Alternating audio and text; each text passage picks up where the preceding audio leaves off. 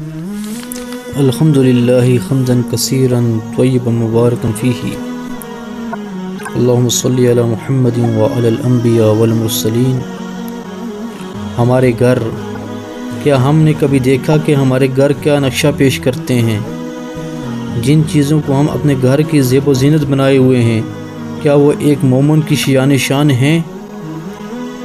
دیواروں پر آویزاں یہ تصاویر، الماریوں میں سجے ہوئے یہ مجسمے اور کیلنڈروں کے اوپر یہ تصاویر، کیا یہ اسلام کی خلاف ورزی نہیں ہے؟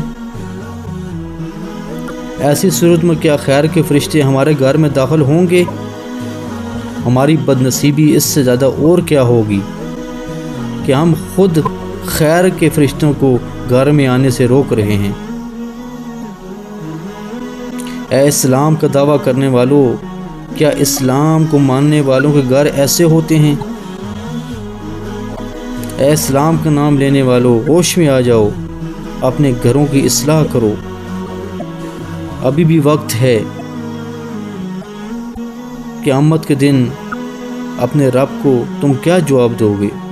ذرا سوچو اس بارے میں۔